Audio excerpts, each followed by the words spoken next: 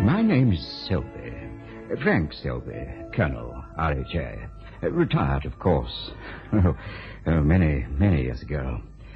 No family left, no funds, except my pension. So I live in this hotel. A shabby sort of place, but it's in the country, well off the beaten track, which I like. And they only charge 4 guineas a week. I'm one of 4 permanent residents here. In summer, we get holiday makers and so on, not many. But in winter, there are just the 4 of us. 2 middle-aged women, an Austrian refugee, believe it or not, and myself. Well, one evening last December, 3 days after Christmas it was, yes, the 28th of December, 1950, we were all in the sitting room, doing nothing very much. Well, playing patience, knitting. I was dozing a bit. It's the same thing every evening. About 2 hours before, it began to snow, suddenly, and very hard. Then the wind got up. It must have been very unpleasant outside. We're on the edge of Dartmoor, you know. And it was due to this sudden change in the weather that we found ourselves invaded. This is the lounge. Of course, we don't cater for many guests, especially in the winter. Lounge? But it's a most handsome room. Oh, it's got a fire. That's everything. Darlings, come and thaw. I'd really resigned myself to freezing to death in the ditch. Yes, we were absolutely in a ditch, you know. We skidded into the side of that nasty little bridge down the road. And there we were, benighted in the snow. Imagine it. Shocking. What an experience. How far we had to walk, I couldn't say. Through an absolute blizzard. You couldn't see a yard in front of your face. About half a mile. Oh, don't keep saying that, Robert, dear. It must be much nearer 3, and it felt like 10. As to accommodation... Now, look at us simply monopolizing the fire. It's really too bad. Oh, we do apologize. We really do. It's a dreadful intrusion. As to accommodation... Please sit down, everybody. Please. Darling, you're interrupting all the time. No, I'm not, Janetta. What do you mean? I was just going to say, we have 1 double room ready. Though it's not a front room, I'm afraid. Well, 4 walls and a bed would be the very height of luxury for us, Mrs. Daly. Mrs. Daly. And if we might possibly have a fire, even an electric thing or an oil stove would do. Oh, shall I ever get warm again? The question of the other room. Oh, my daughter will be happy in any little room, won't you, darling? Of course. After all, we might still be in the car, in a ditch, or wandering hopelessly about on the moor, lost in the blizzard. The trouble is that the other rooms are in the part of the house we close for the winter. I wouldn't care to put anyone there tonight. I wouldn't like the responsibility. It's so cold, you know, and so damp. Tomorrow, of course, we can light some fires and air it properly. Oh, tomorrow? Well, surely we can find some corner for her, Mrs. Daly. I was going to suggest, just for one night, if she could manage on the sofa. But of course. Tomorrow night, of course. Oh, I hope we shan't have to trouble you tomorrow night, Mrs. Daly. Yes, I'll sleep on the sofa. Yes, with pleasure. The young lady can have my room. Oh, but how very, very kind and chivalrous. Helen, I really don't think... Oh, but I couldn't, but really. Please, it's just a question of changing the bedclothes. Yes, I know, but really... Well, I accept this gentleman's extremely kind offer on behalf of my daughter, and I do it on principle. Goodness knows there's little enough courtesy and chivalry in the world today, and it's entirely the fault of the stupid women who insist on discouraging it. Let me say how extremely obliged I am to you, Mr... Winterhalter. Winterhalter? Like the painter? Precisely. Yeah, like the painter. Tonetta, thank Mr. Winterhalter properly for his great kindness. This is my daughter, Mr. Winterhalter, Tonetta Landi. Thank you very much indeed, Mr. Winterhalter. Her father was Italian. Oh, they've got such pretty names for girls. Anna, Isabella, Teresa, Giovanna. We couldn't decide for days. Soup. Hot soup would be really delicious if such a thing were wildly possible. Well, bovril or tea? Bovril or tea? Tonetta? Tea, please. And I'll have tea. And some toast, I think, or a few biscuits, or a sandwich. Thank you so much. We are upsetting you, aren't we? My daughter will get the rooms ready. I'll just go and tidy up mine. Ah, warmth. what an adventure. Do tell me, now, are you all staying here for Christmas? We live here. Live here? Permanently? Yes. Oh, really? Oh, how amusing. But, of course, it does solve the servant problem, doesn't it? It solves quite a number of problems, more or less. Did you manage to carry some of your luggage? All we shall need for the moment, anyway, thank you. Thank goodness Robert is immensely strong. What poor Renzo, my first husband, that is, would have done, I really don't know. I think he'd have lain down in the snow and simply given up the ghost, poor lamb. You know, Helen, I feel badly about our friend giving up his bed. Oh, don't go on about it, Robert, dear. It pleases him. It would have been really unkind not to let him. I suppose he's a Jew. Just an Austrian, I believe. Oh, delightful people, feckless and incompetent, but such dears. They ought to be preserved. The whole of Austria should be taken over by the National Trust. Now, hadn't we better introduce ourselves? I'm Helen Lancaster. Mrs. White. Mrs. Ashworth. Selby, Colonel Selby. Ah, so you are a colonel. I was right. Not everyone would have spotted it, but I flatter myself I never make a mistake about a retired soldier. There's something about them. They look properly washed. Ah, tea. Mother said if you want any more sandwiches... More? My dear boy, there's enough there for 3 days. Oh, so you're the son of the house? Yes. Quite an Adonis. I beg your pardon? Lovely. And how old are you? I'm 22. The sandwiches are turkey and shrimp or something. Sorry, no ham. Excuse me. 22. Oh, to be 22. Oh, there's nothing that the world can give like that it takes away when the glow of early youth declines in beauty's dull decay. Has he got a weak chest? Yes. Yes, I was afraid so. He has that heartbreakingly romantic look. Oh, Mr. Winterhalter, what a shame. Just fancy putting you to all that trouble. Now, I insist that you have a cup of tea and a turkey and shrimp sandwich. Oh, it's quite all right. It's no trouble. I hear you come from my dearly beloved Austria. Oh, you know Österreich? Good heavens, man. How many, many times have I been to Vienna and Salzburg for the Mozart. So? Enchanting country. But I wouldn't go back for all the money in the world, now that it's overrun by soldiery. Poor, poor Europe. Où sont les neiges d'antan? If you'll excuse me. Oh, Mrs. White. She's rather quiet, isn't she? I expect I upset her by making so much noise. Oh, she keeps herself very much to herself, you know. Mrs. White does. Rather superior, you know. It's an interesting face, but unhappy somehow. Now, for some tea. Pour it out, Tonetta. Not too strong, dear. Won't you all have a cup? Tell me, that rather cross-looking girl who let us in, is that Mrs. Daly's daughter? Yeah, that's Evelyn. Oh, her fiancé was killed in Germany just a week before the end of the war. Quite a tragedy. Why do these things happen to people? What's the sense in it? A girl like that must wonder if there's any coherence or purpose in the universe at all. If life is anything but a tale told by an idiot. Oh, good heavens. 9:15 already. Oh, excuse me, won't you? It's my variety night. Her what night? What in heaven? On Friday nights, she always listens to some wireless program in her room. Her variety night. Oh, but of course, one can see she listens to all the programs and writes to the announcers, I expect. And what regiment were you in, Colonel Selby? I was a gunner, a horse gunner, for many years. I had a friend called Claude Wilmington who commanded something or other called the Chestnut Troop. Oh, such uniforms he used to wear.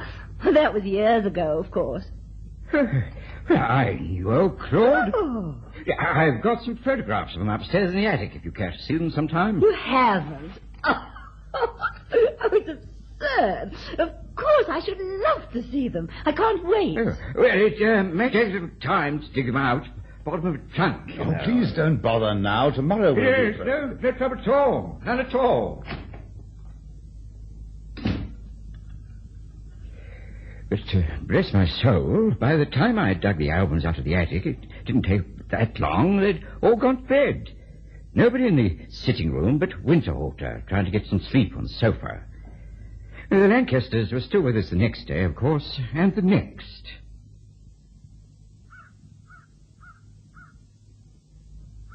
Good morning, Mrs. White. Still very cold, isn't it? At least that dreadful snow has stopped. Yes, thank goodness. But I'm afraid we're likely to be with you for a little time yet. Yes. It froze hard again last night. Yes, I doubt if one could get up the hill even with chains. And this has been a fine house in its time. Yes. An interesting period, architecturally. Though not, of course, so essentially English as the earlier ones, Elizabethan or Tudor. I'm insular enough to prefer them myself. I quite agree. My husband and I had a small Elizabethan manor house near Andover. Oh, did you? How very delightful. Yes, we were very fond of it. At one time I looked forward to ending my days there. Life teaches one not to plan too far ahead, doesn't it? Or at least not to take one's planning too seriously. My son was killed in the war. Then my husband died of pneumonia in 1945. Much of his money was in business in the Far East. A great deal of it was lost. Oh, many people suffered similar losses during the war. My case isn't in any way exceptional. I quite realize that. At least I have sufficient money to live quietly here. The only thing is, it's all been rather a surprise. Everything happened so quickly and unexpectedly. It seems such a short time ago that I had a husband, a child, a house, servants, money, friends, and a varied and interesting life. Now I knit, read a little, go for little walks, sit here, day after day, rather ill-tempered.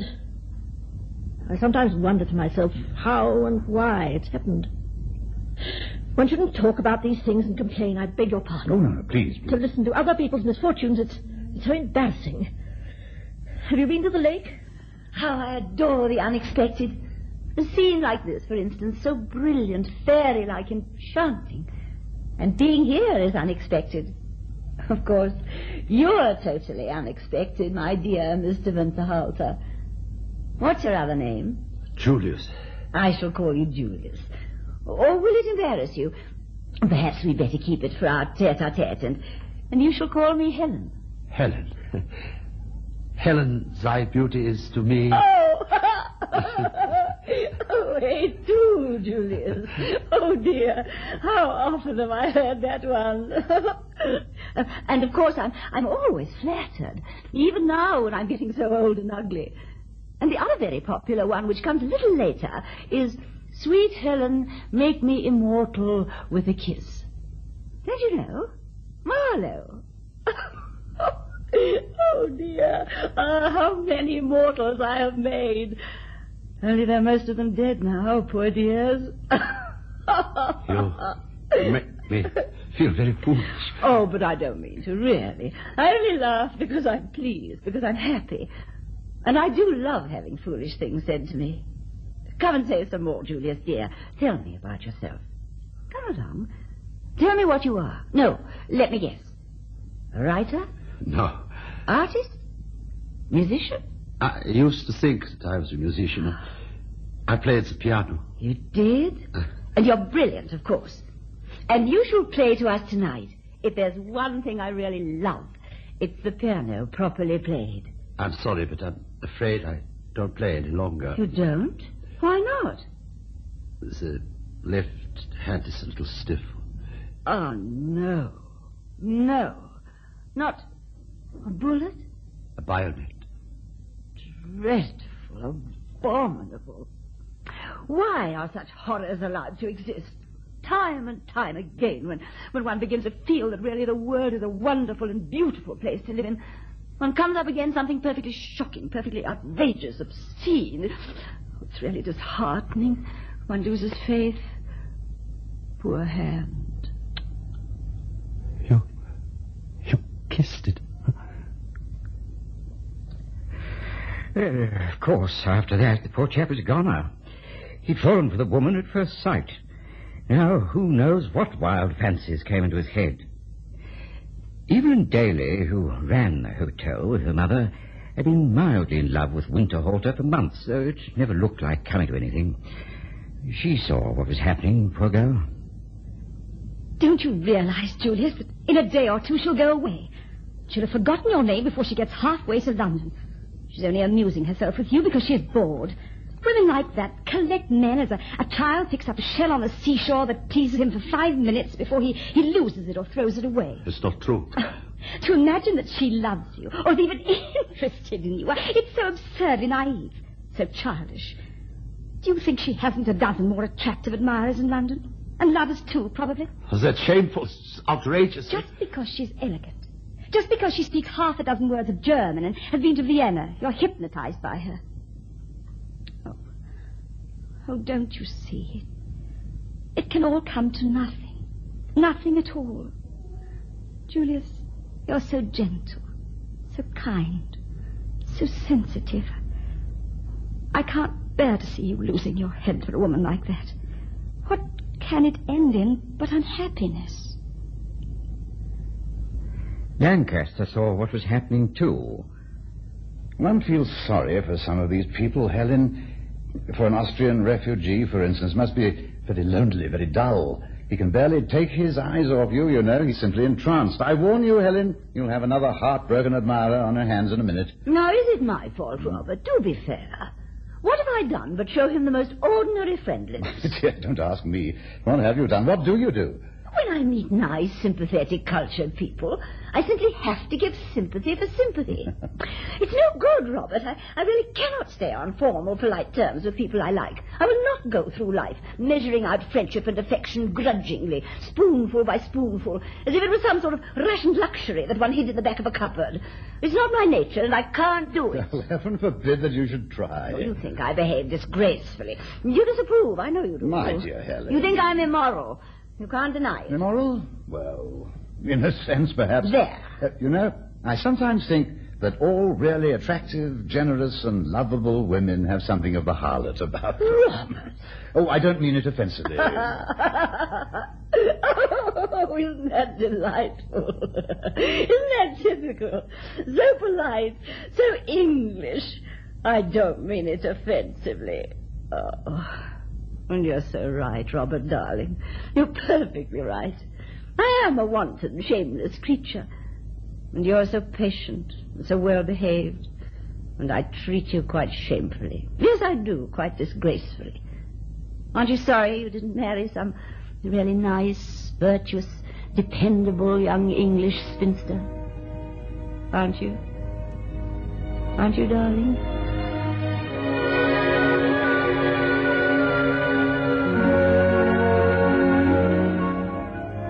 The snow didn't shift, and the road remained impassable. So next day our visitors were still with us. The young people had come together, of course, and were getting on very well. Johnny, I'm going to Switzerland at the end of January. Why not come? I'd teach you to skate and we'd waltz together. Honestly, it's tremendous fun. One laughs and laughs. And in the evening you feel so deliciously, wonderfully sleepy. And the food one eats and the sun. Do come. Why don't you? I should like to. More than anything in the world. But I don't suppose for a minute that I shall be able to. Why ever not? Well, you know, I'm supposed to have a weak chest. Last winter I was in bed for 4 months. And I'm not supposed to get tired and so on. Johnny? Johnny! Yes, coming. Besides, this is the house of the categorical negative. One only has to make a suggestion for it to be instantly recognized as a patent absurdity. It seems to you quite a simple matter to go to Switzerland. But for us, Switzerland is about as accessible as the end of a rainbow. But why? Is it money? Partly. It's just the way things are in this house. Suppose I lend you the money, say £50. £50? For that matter, I could give it to you without noticing it, if you'd accept it. Give it to me? Well, why not? I'm rich, you're poor. It seems quite natural. It's not natural at all. It's simply quite unbelievably kind. And out of the question, of course. A loan, then. You can pay it back, well, when you can. I'd like you to come to Switzerland. I really would. I'm sure it would do you so much good. Yes, but... Johnny, dear, the time. Didn't you hear me call? It's my fault, Mrs. Daly. I was keeping him. I've been trying to persuade him to come to Switzerland with some friends of mine next month. Switzerland? Well, really, I think that's a matter for the doctor to decide. I should very much like to lend him the money if it would help. It's so easy for me. It's very kind of you, but of course we couldn't consider that at all. Not for a minute. Tea's been on the table for 10 minutes, Miss Glanby. I'm sorry. I didn't really mean to interfere. It was just an idea. I'll go into tea. This was New Year's Eve. The Lancasters had half a dozen bottles of champagne with them. Perrier 43, what's more. So that night, they threw a party. Mrs. White's comment was, no doubt it's amusing to astonish the bourgeois. It was a bit uncalled for, I thought. During the evening, Mrs. Lancaster read hands. Palmistry, you know, just a parlour trick. She read Evelyn's and said that the girl would marry in a few years' time and be very happy. Evelyn received these tidings with a touch of cynicism. Well, more than a touch, really, as she was a bit tight by then. Then Mrs. Lancaster read Winterhalter's hand and declared that loneliness was behind him. He was about to enter the gateway of adventure or some such tosh. He swallowed every word, poor mutt. That's enough clairvoyance for one evening. Now, Julius, tell me when you're coming up to stay with us in London. What about the week after next? Tonetta, what night are we going to Covent Garden for the Mozart? The 11th. Then you must come up on the 10th, and you shall come with us. It isn't Salzburg or Vienna, but still it's adorable music. You shall stay a week or 10 days, and I'll introduce you to some delightful friends of mine who will make you feel a little less of a stranger. He was our secretary to the embassy in the days of that poor, unhappy little Dollfuss. It's so kind of you. Kind? It'll be lovely. And we'll poke round the art galleries together and be quite bohemian. It's not kind, you know. I beg your pardon? Playing with people's hopes and dreams. You shouldn't do it, Mrs. Lancaster. Oh, my dear girl, what nonsense. Oh, you're strong. Doesn't matter to you. But most of us spend all our time trying not to hope for what is quite unattainable, trying to be content with what we have. It's not kind to make us dream of the waters of the moon, of all kinds of happiness that are out of reach. Why do you come here to disturb us all? Evelyn. Oh, poor dear, she's overexcited. Oh, you think you're going to Switzerland, Johnny, don't you? And Mr. Winterhalter thinks...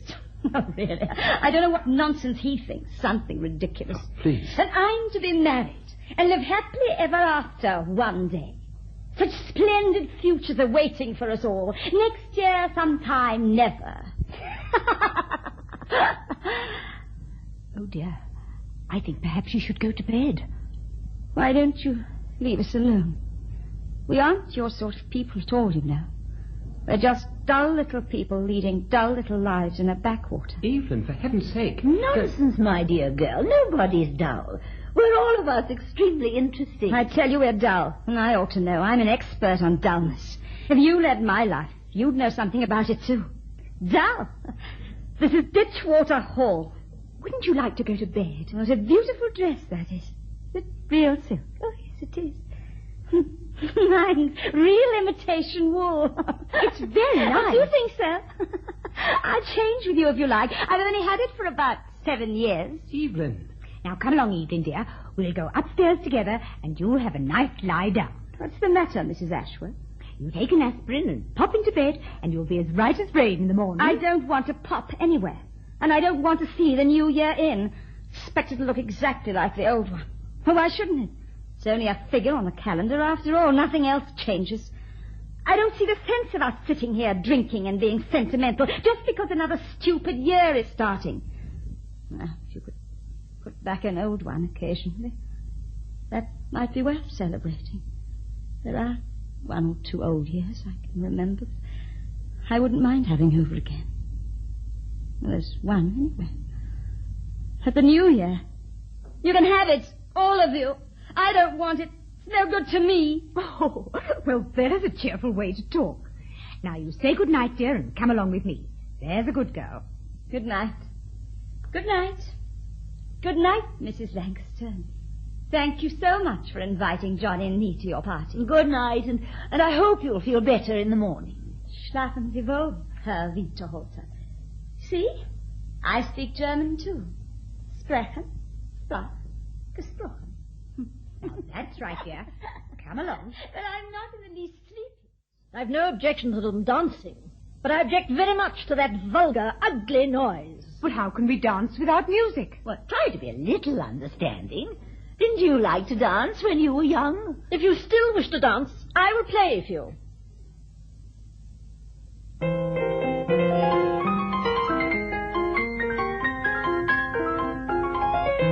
Now dance if you want to.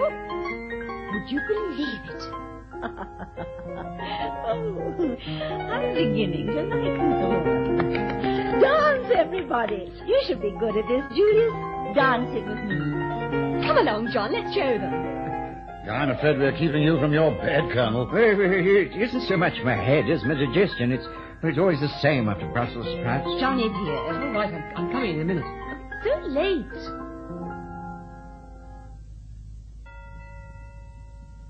The doctor told me that the acid in my stomach would burn a hole in the carpet. Stop. Stop, everybody. Listen. Yes, the bells. The bells are ringing out the old year. Yes, 1 minute from now it'll be midnight. Glasses, everybody. We must drink a toast to it. Oh, what a moment this is. It always makes me feel emotional. One is conscious suddenly of time passing, of standing poised between the past and the future. Silence, everybody. She always makes a speech on New Year's Eve. And she did. May the new year bring you all your heart's desires. That sort of thing. Pretty forlorn, I hope, if you ask me. Still, we toasted 1951 and sang Auld Lang Syne, Mrs. White thumping it out on the piano, a trifle ironically, I shouldn't wonder. And Mrs. Ashworth made a speech of thanks, and, well, I made an ass of myself singing They Are Jolly Good Fellows. Then suddenly, Evelyn burst into the room again. Oh, it's raining. It's raining. I've just been out and there's a soft, wet wind and everything's thawing and dripping and the snow is sliding off the roof and off the trees. Look, I'm quite wet. And she promised me she was going to bed. Oh, thank goodness. Then it looks as if we shall be able to go tomorrow. Yes, you'll be able to go tomorrow. Oh, delightful. Speed the parting guest. Oh, I didn't mean... Why don't you go to bed, spoiling everything? She didn't mean... Oh, I'm sure. Johnny, dear, bedtime. Yes, all right, Mother, all right. Pops in and out like a jack-in-the-box, does Mrs. Daly. Thank you so much, Mrs. Lancaster. And thank you, sir. I did enjoy it. I really did. Good night. Good night. Good night.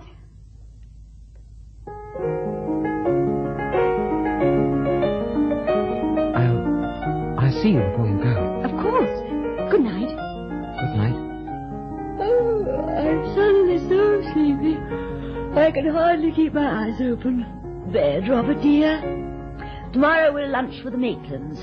So, tomorrow you'll be gone? But we shall see you again. I hope we'll see all of you whenever you come to London. Look in whenever you like. We're just off Grosvenor Square. Where's my bag? Oh, thank you, Robert, dear. Good night, Colonel Selby.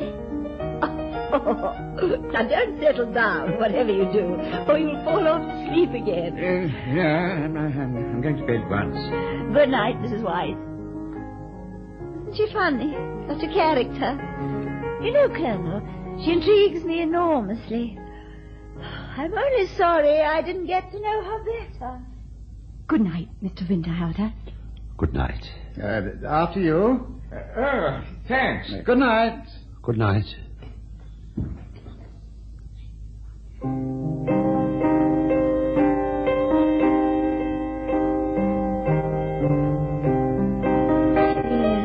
July 1943. I must remember that.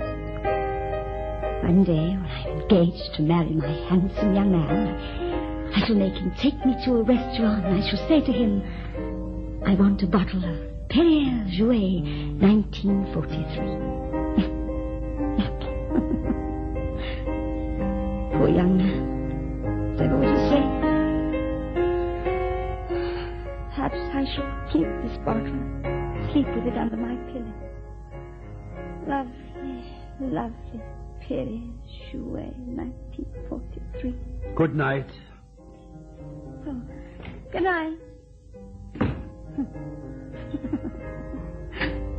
Poor, silly Mr. Winterhalter. Did you think I was rude, Mrs. White? I didn't mean to be. But did I, perhaps? I don't know. Nothing seems to matter tonight. Nothing. So I'm glad they're going tomorrow. They don't belong in a place like this, and people like us. It's as if some beautiful swans had suddenly landed on a duck pond, and all the ugly ducks felt envious of their fine feathers.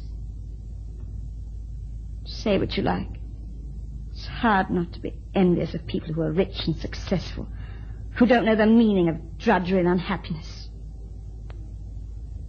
Girl is beautiful, isn't she? Such a lovely skin. She glows with happiness. Perhaps I could be pretty too if I didn't always feel so tired, so bad-tempered. If I didn't have to work so hard every day. Every day. My face is beginning to get quite lined. I'm not yet 30. Oh, Mrs. White, you've been playing there all this time. Don't you think life is unfair to some people? It's stupid to talk like that. Life isn't fair or unfair, or tragic or comic or anything else. Life is life. That's all. One must accept it. I like Chopin. Do you know the sad little prelude all on one note?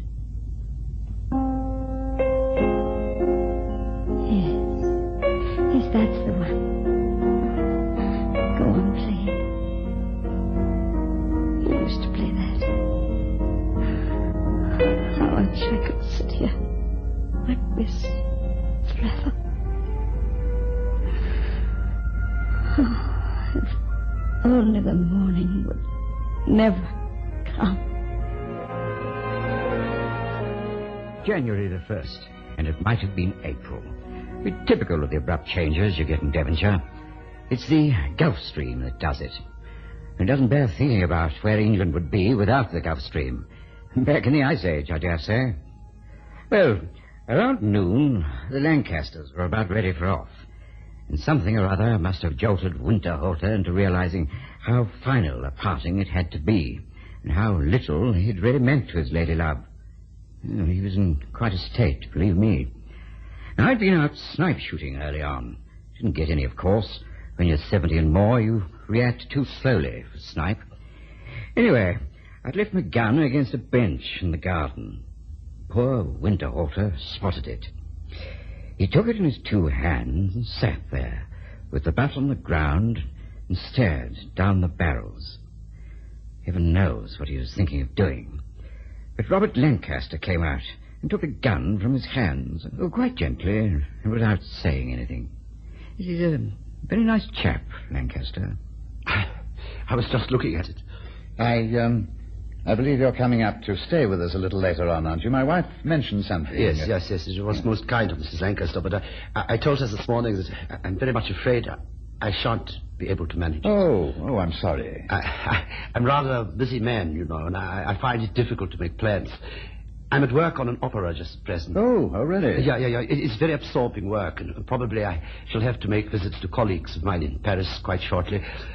But it's most kind of Mrs. Lancaster to invite me. Very kind indeed. I'm afraid you must find yourself rather lonely at times. If I had to settle down abroad by myself, I should certainly feel it very strange. Oh, well, one gets used to it, you know. The human animal is very adaptable. Winterhalter, Yeah. I should very much like... it would give me real pleasure if I could help you in some way. I'm very interested in music as an amateur, and perhaps if you required any financial assistance... Financial assistance? For what? Well, this opera you mentioned. Oh, yes. No, I don't... but it's most kind of you to offer, very kind. You and I must be about the same age, Mr. Lancaster, no? Yes, I'm 47, as a matter of fact. Yeah, it's the same age. Just different stars. Just a moment, I left my gun here. I was afraid Mrs. Ashworth might have seen it. Well, women are funny about firearms, very funny. I think I should go for a stroll before lunch.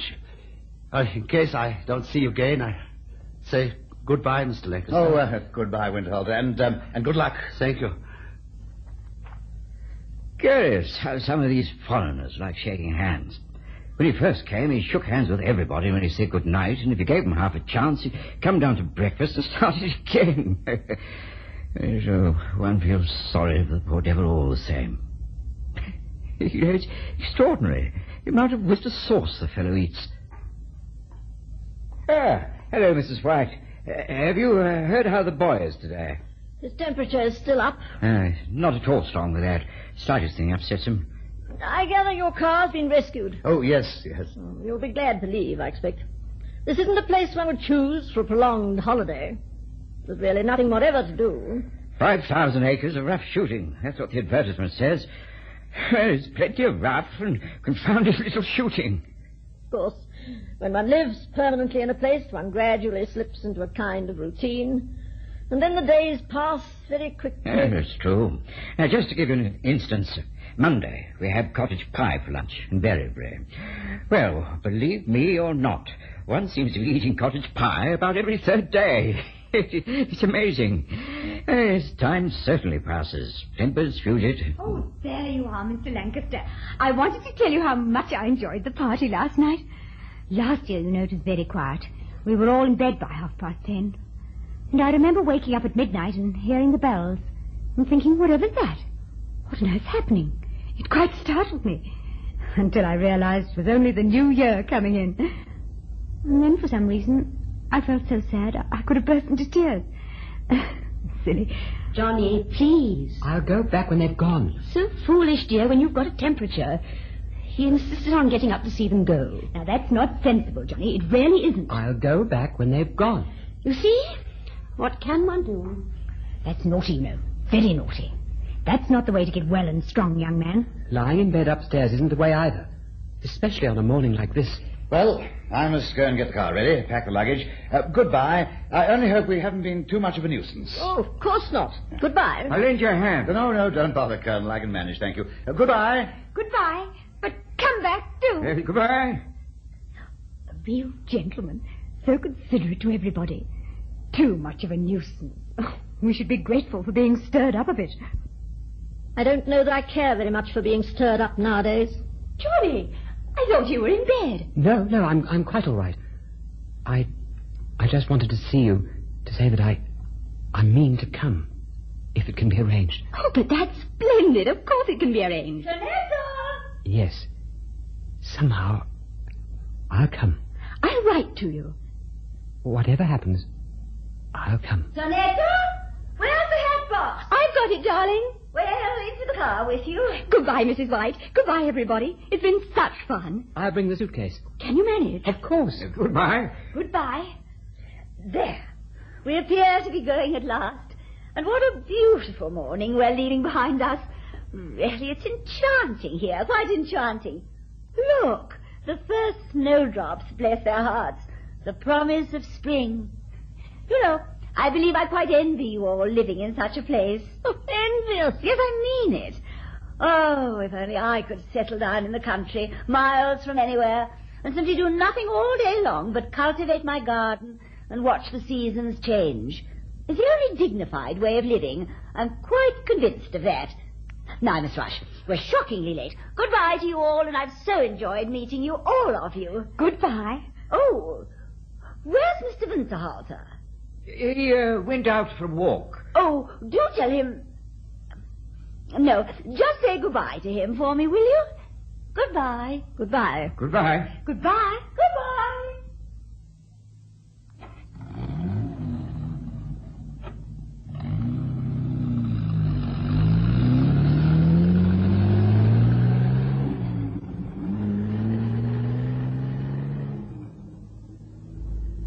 There. They've gone. Today's Wednesday. They came on Saturday. Yes, 3 days and a bit. I can't help laughing when I think about last night. That poor girl. Nearly 1 o'clock. Oh, I make it 10:02. You're a bit fast. No, I checked it last night. Oh, well, it doesn't matter. We're none of us catching a train. Ah, here's Mr. Winterhalter. Now the party's complete. Mrs. Lancaster told us to say goodbye to you for her. Oh. Thank you. That's very kind of her. Last night I heard her inviting you to stay with her in London, didn't I? I hope you'll go. I should so like to know what sort of establishment they keep. I think that was just one of those invitations that people make rather late at night. I shouldn't wonder. Well, forward. Johnny? Yes? They've gone now, so please go back to bed. Very well. It's always the same. Excuse me. Ah, lunch. Yeah, I hear a welcome sound. He always says that. I hear a welcome sound. Oh, do I? You don't notice it, perhaps, but you do. Doesn't he, Mrs. White? We all have our pet habits. That's true. After you, Mrs. White. Please go on. This always happens, doesn't it? I say after you, and you say, please go on. Coming, Winterhalter? Yes. Yes, I'm coming. Winterhalter. Colonel Dummkopf. I suppose it's too late, is it? They have gone. Yes. They've gone. Oh. I found this in Miss Landy's room. On it was this note. Dear Miss Daly, I'm leaving this coat behind in the hopes that you may find some use for it. We are about the same size, I think, but should it not fit you, do dispose of it in any way you like. T.L. I suppose this is left as a tip. It's quite ridiculous. Of course, I shall have to send it back. I don't think she's worn it 3 times, and it must be worth at least £30. How can she imagine I can accept a present like that? And to be patronized by a tit of 18, it's too much. Well, don't you think so, Julius? I don't know. Perhaps she meant it kindly. She seemed rather a nice girl. Yes, but really, if it had been a scarf, say, or a pair of gloves, I could have accepted it. This is much too much. Do you like the coat? Yes, of course I like it. It's a beautiful coat. I could never afford to buy anything half as good. Of course, it's out of the question. If you send it back, it will probably hurt her. Is that what you want to do? Why did she leave it for me? I hardly spoke 3 words to her. She didn't even like me. I don't know. The fact is, I suppose, I'm gradually becoming the sort of person who takes offense at kindnesses, who can't say thank you for anything. You know, when one is unhappy and disappointed for a long time, one's heart seems to shrink so that there's no room in it for gratitude and pleasant feelings. Why should one always think the worst of people? It's so mean, so despicable. Yes, I shall keep it. I shall sit down and write as nice a letter as I possibly can, thanking her for her generosity and kindness. I shall try for once to be a little generous, too. What am I crying for? What a miserable couple we are. Poor Julius.